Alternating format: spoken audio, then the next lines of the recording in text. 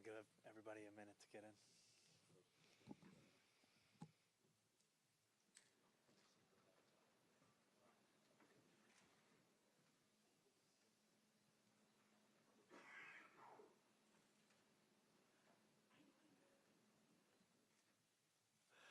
All right. Good morning, New York City. This is the calm before the storm. Either late tomorrow evening or early Sunday morning, we are going to see snow start to begin to fall across our city. It will fall and then fall some more. And the forecasts don't always get it right, but what is being predicted right now, whether it's a foot of snow or even a little bit more, would be one of the biggest snowfalls that our city has seen in years. We haven't seen a foot of snowfall in quick succession since nearly 5 years ago. This weekend is going to be cold, it is going to be windy, and above all else, it is going to be a weekend where your city is prepared. Across every single level of government, we are working together to ensure that our streets are being kept clear, that New Yorkers are safeguarded, and that the most vulnerable among us are being connected with shelter. At 6 a.m. this morning, the sanitation department began brining our highways and major roadways. And for those unfamiliar, brining is a process where a salt and water solution is sprayed, making it much harder for snow to stick and for ice to form. Tomorrow, as the storm nears, we're going to see thousands of DSNY collection trucks and agency partners transformed into the nation's largest snow fighting operation. This is an operation that I trust with every ounce of my being in being the ones that will deliver us the exact kind of city response we need to see this weekend. We are going to see more than 2,000 of those sanitation workers begin 12-hour shifts starting tomorrow evening. They will salt as soon as we see the first snowflakes hit the ground with 700 salt spreaders, and then as soon as we see 2 inches of snow accumulate, we're going to see 2,200 plows activate across the city. That, by the way, is likely to occur Sunday morning. And all of this is going to be overseen internally by DSNY's Blade Runner 2.0 system, which monitors plowing and salting in real time to ensure that every community, every neighborhood, every part of New York City will be met with the services of the city government. Now, this is a storm that will also bring with it significant amounts of precipitation. It will carry a cold front as well. And that is why we have enacted a Code Blue now in effect, which has been in effect since last night. This means that homeless services outreach workers have been and will continue to canvass the 5 boroughs so that we are connecting homeless New Yorkers with shelter and bringing them out of the cold. DHS is going to be bypassing the intake operation procedures just to ensure that we are getting people into these shelters as quickly as possible. No one is going to be denied across the city. And finally, while we are still waiting to make a final decision on whether school will be in person or virtual, we will communicate that decision to families by noon on Sunday. That is going to be a decision between in-person learning and remote learning. I have to apologize to the students that were hoping for a different answer. For a traditional snow day, that will not be the case. We will also be canceling PSAL activities on Sunday. Throughout every step of this storm, city government is going to communicate directly to you as New Yorkers. I encourage every New Yorker to join the more than 1 million who have already signed up for Notify NYC. You can do that by texting Notify NYC to 692-692. We will be sending you texts, updates, and alerts, and we will also regularly brief New Yorkers over the course of this weekend. And finally, I want to encourage New Yorkers to do their parts to stay safe this weekend. That is why we are issuing a hazardous travel advisory for Sunday and for Monday. So if you need groceries, if you need a new winter coat, if you need anything, frankly, that you are thinking about for this weekend, today is the day to make that trip. Because once the snow begins to fall, I want to encourage New Yorkers to do something that we don't often have the luxury of doing, which is to take a breath and stay home. Stay indoors, stay off the roads, watch the snow come down, watch the worst possible reality TV show you can find, and take some time away from the roads. Because while this is going to be a big storm, these are the kinds of challenges that New Yorkers and the hardworking men and women of New York City government overcome all the time. And it's a moment that this city is prepared to meet. So I ask once again to stay out of the elements and to know that the people alongside me and the hardworking men and women who are already hard at work across the city will be the ones to ensure that this is a storm that meets its match in this city.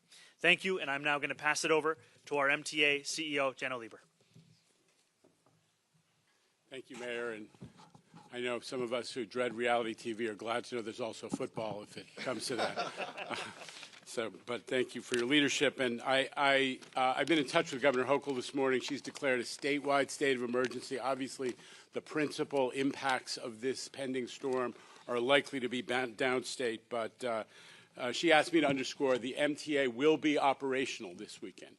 Obviously, we have detailed plans in place for storms like this to protect the network, to protect our riders, and to protect our employees. We pre-position a ton of equipment and personnel. I want to thank our workforce in advance. I know there are many city agencies that are going to be working 24/7, but the MTA workforce is always standing by and ready to deliver. We have 220 miles of subway that is out of doors.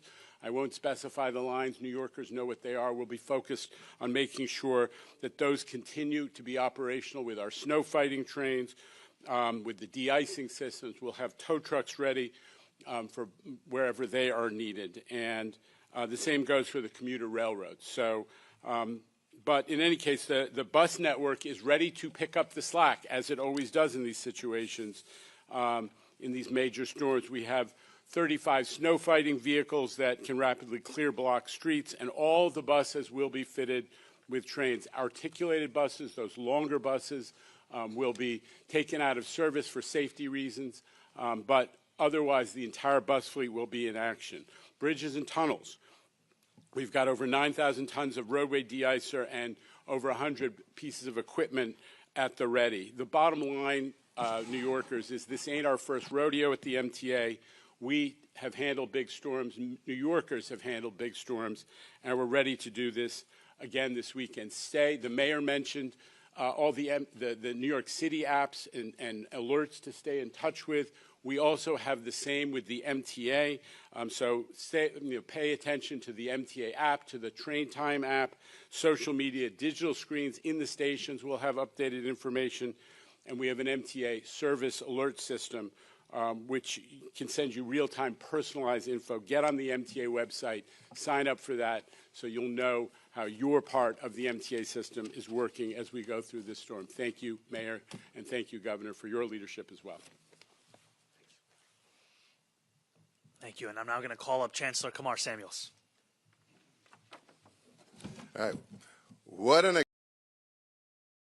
But even though this is a new role for me, as a teacher, principal, superintendent, it was always my delight to make sure we were making the best decisions on behalf of our young people. And this is no different. Over the past several days, teams across our system and city agencies have been working around the clock to monitor the weather, assess our options, and plan for every possible scenario. By the latest, noon on Sunday afternoon, we will announce whether schools will be, either pivoting to remote or open for instruction. In either case, learning will continue in an environment the city deems safe. We know that families need timely, clear information to plan their schedules, and we are committed to getting you those updates as quickly as possible. As a teacher, principal, superintendent, and now chancellor, I've seen many, many corners of this extraordinary system. I want personally to thank educators, custodian teams, food service workers, nurses, support staff, bus drivers, superintendents, and so many other of our hard-working, dedicated staff each day. Please note that these decisions are managed with great care and attention to detail, with our families' safety as a top priority. In the meantime, we encourage all our families, to use Notify NYC, as well as look out for gamma messages from New York City Public Schools. Now, I do want to announce a follow-up to the mayor that PSAL activities are canceled for Sunday. We also have other extended use permits that will be canceled for Sunday, as well as any Sunday academies. So I want to thank you all for your timely responses and encouragement, and say we are ready for whatever eventuality there is.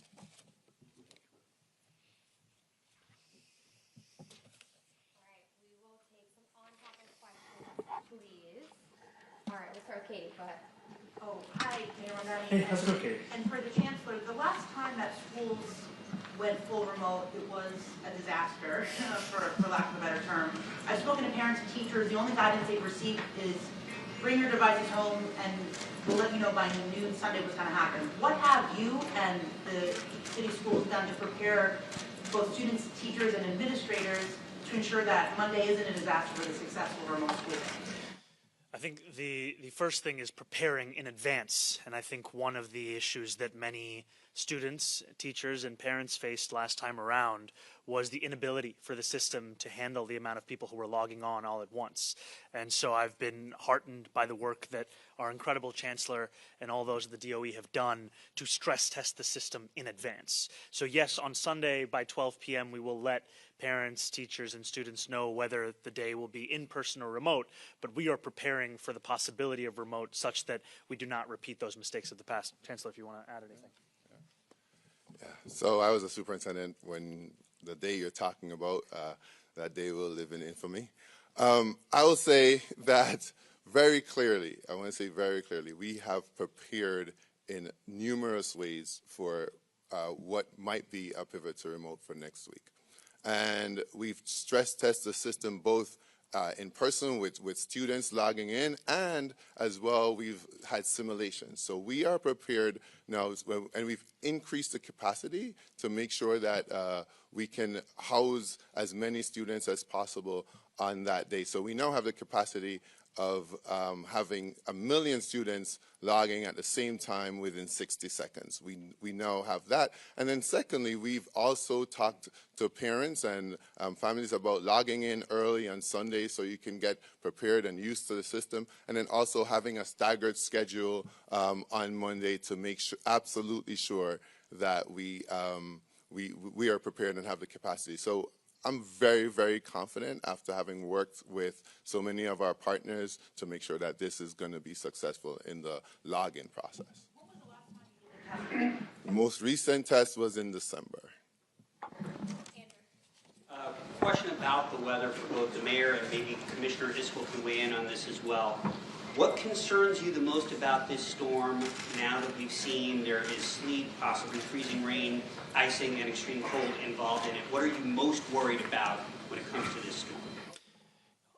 I think the thing that would worry me is if we find New Yorkers going about their lives as if there was no storm.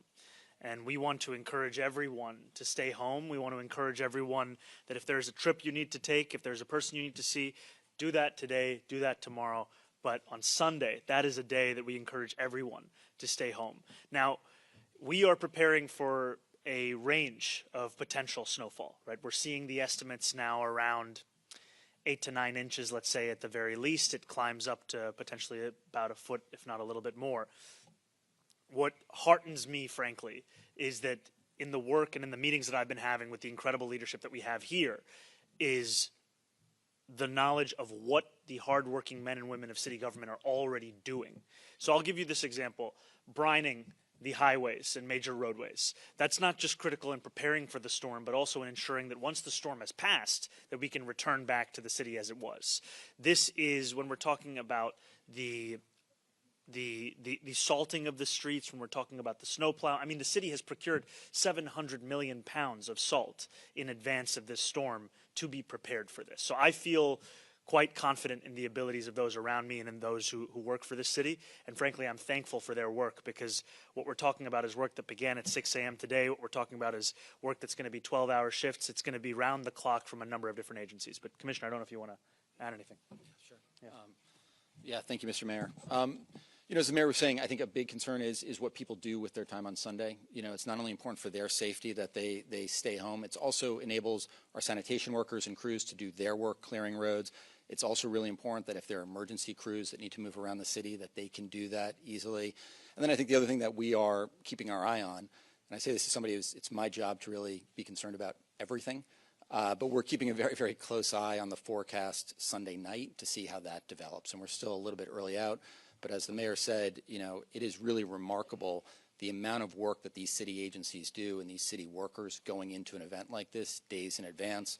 You think about all of the sanitation crews, folks from Department of Transportation, NYPD, FDNY. It really is remarkable. I think the big thing is we really need New Yorkers to do their part as well, and then watching that forecast overnight Sunday and seeing how that develops. Thank you. Yeah, Matt. For Giano, does the one on the railroad? Sorry. Sorry, Jenna had to leave. Yeah. All right. Yeah, Chris, go ahead. Congrats on the new position. Thank you. Let's talk about it. For city government workers, are they going to be encouraged to work remotely if they can? And then had a question about the stress testing. So we're going to have all uniform services are going to be working as normal, typically, which is in person on Monday. DCAS is going to be sending advisory out to other city workers on Monday with agency-specific directives. And all of this, I think, comes back to something that the commissioner was also mentioning earlier, as well as the chancellor. This comes back to safety. And a lot of this depends on the amount of snowfall that we're going to see on Sunday. But as soon as we have a sense of what it will look like for Monday's conditions, that's the kind of guidance that's going to be given. And DCAS is going to be sending those directives agency by agency. But when it comes to our uniform services, they're going to be reporting in person. And then you had a question for the chancellor? Yeah. For the stress tests on the virtual school system, are you saying there's been no tests since December? And if so, why haven't there been more recent tests that you? Yeah, so I think we have simulations that we're running all the time, and the stress tests have, most recent ones have been in December. All right, we'll go to Dave right here. Other ones now, just ahead of this one? These are the last ones for December. Dave, go ahead. Hey, how's it going? You got to wear a jacket on Sunday. Please. I know. A snack down? To be honest with you, I don't know what a snack down is. Yeah. So when you have a storm, a snowstorm, snow all comes and it forms kind of a curve extension over snow and everything. And a lot of people say this is an opportunity to, when you see these, to say, I know where you're going. wasting, not extending curves, things like that.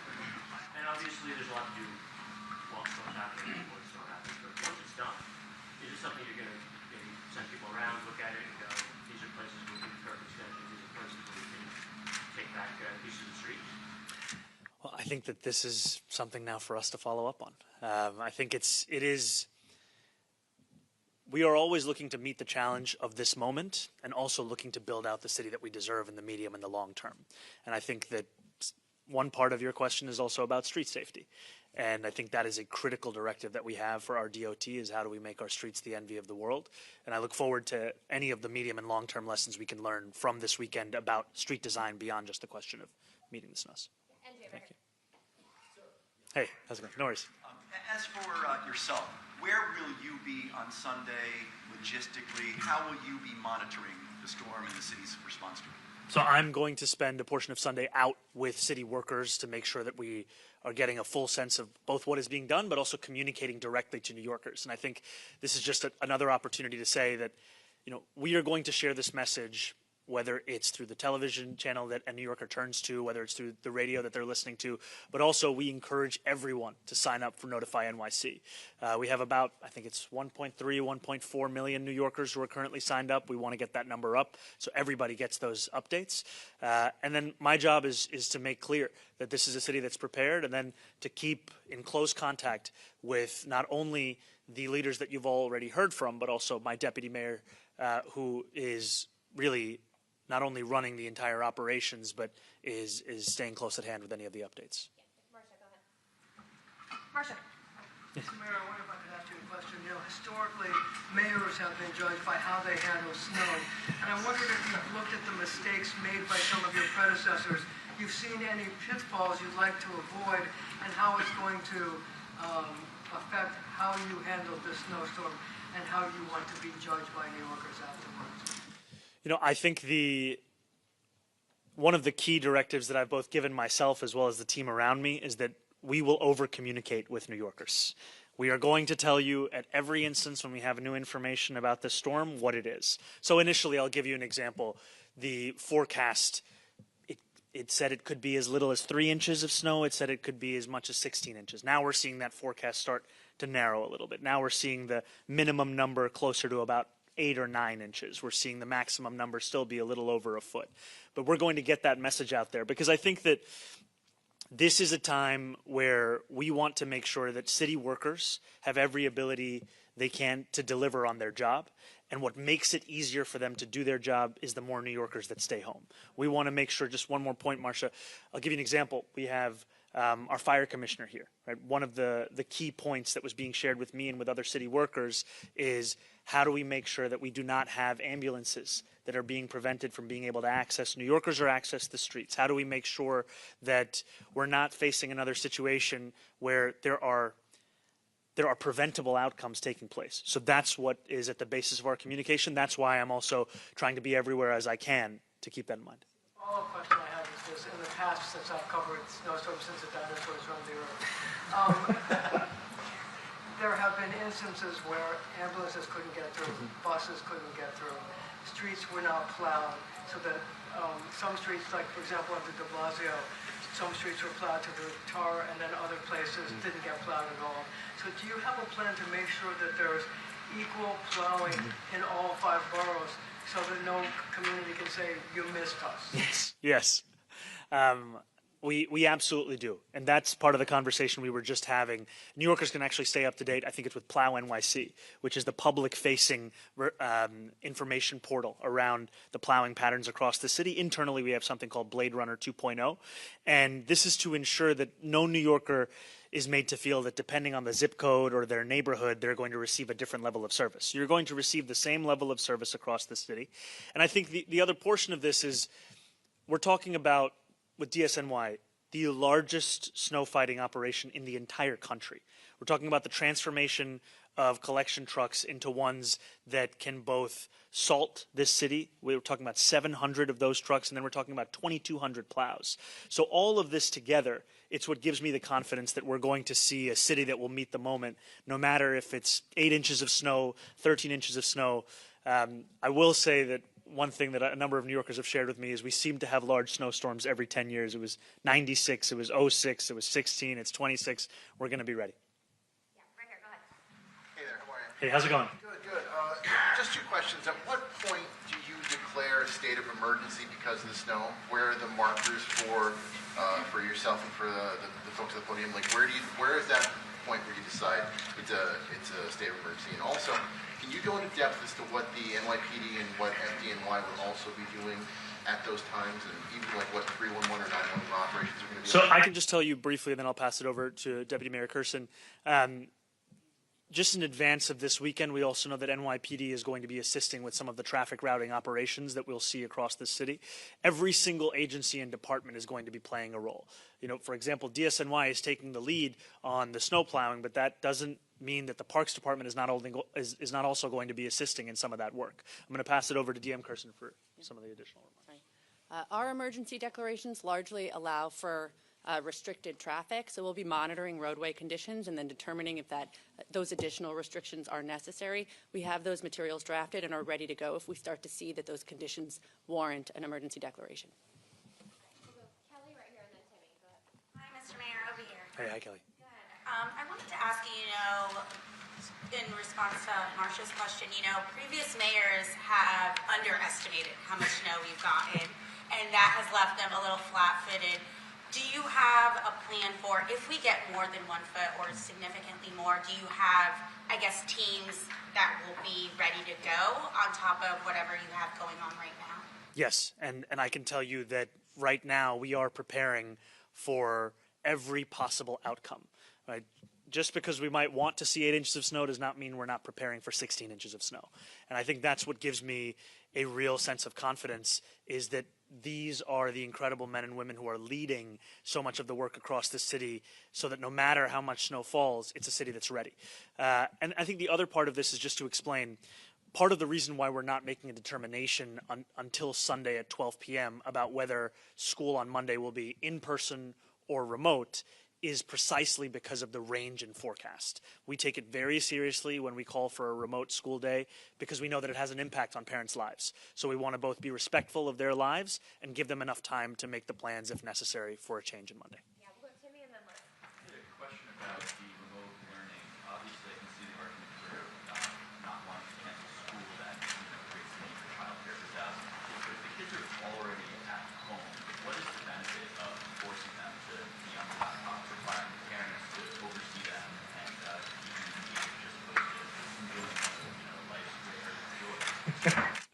I'm not going to contend that a snow day is not one of life's rare joys. I will tell you that growing up in the city was one of my favorite memories. To be very clear and direct with New Yorkers, we are also bound by state law that requires 180 days of instruction. And as previous administrations have added additional holidays into the school calendar, it leaves our school calendar without any flexibility for the potential of a lack of an educational day. So if it is too much snow to call for students and educators to come to school, that's what also pushes us to require remote learning to take place from home. Liz, go ahead. Hi, Liz. How are you? I wanted to follow up on that question. Please. What is your opinion of remote learning? And were it not for the restrictions of the calendar, let's say you had the flexibility and you could have given kids a snow day, would you have? I guess I'm trying to ask, is it really the end of traditional snow days in New York, or can you see another time where, barring the calendar, the school calendar, you would be willing to grant kids a day off? I will not stand here and say that it's the end of anything. I will tell you that for Monday, however, these are the two options. And I think that there is, we will operate under the constraints as we have from the state, but we are also in the knowledge that those are constraints that could change at some point in the future. I'll add if the Chancellor wants to add anything. Well, you don't have to look too far to realize the mayor is a lot more fun than I am, right? And so, for me, I think it's very, very clear that, given the constraints that we have with the state, and given the new life and the new era that we're in, there are benefits to remote learning. And I might offer that folks might begin to think about this as reimagining what the snow day looks like. No one is asking kids to be on a device for 6 hours and 20 minutes, right? And so we have to be flexible in our approach. Some learning will be synchronous, some will be asynchronous. You can still have your hot chocolate, you can still go out and enjoy the snow, but we really want to make sure that, especially since the pandemic, our children have missed more school than they did before, and we want to make sure that instruction continues even when it's disrupted by weather, or attempted to be disrupted by weather patterns. All right, we've got time for one more. Hannah, go ahead. I know Jana's not here, but I'm wondering, is there a certain amount of snow in which, the MTA has prepped you that there will be significant delays, no doubt? Is there, a threshold in the amount of snow, 8 inches? What we've heard from the MTA is that they're prepared for any potential eventuality across the spectrum of snowfall that we've been briefed on. And I think that that is something that, whether it's the trains, whether it's the buses, we are talking about a system that can handle this and a system that is prepared. Thank you. Thank you guys so much. All right, let's just take one more and then we have to go. Go ahead. What does the capacity look like given the cold blue right now? I mean, is there enough space in shelters to safely house people who are taken in from the cold? So what does that look like? Absolutely. There is enough capacity for homeless New Yorkers, and I want to say thank you to the city workers at our Department of Homeless Services who have been doing the work of actively canvassing homeless New Yorkers wherever they may be across New York City to get them into whether it's single unit beds or stabilization beds. And the most important thing is getting homeless New Yorkers off the streets, out of the cold, into shelter. And that's why, as we've been briefed, we are seeing DHS saying, the standard operating procedures of intake and all the different forms and procedures we have to go through, those are being put aside for a moment of a code blue. Because right now, we're not just talking about snowfall, we're talking about cold. And these are things that if left together without any kind of a city response, the consequences could be significant. And so what we want to do is keep every single New Yorker safe. That includes homeless New Yorkers. Thank you for your question. Well,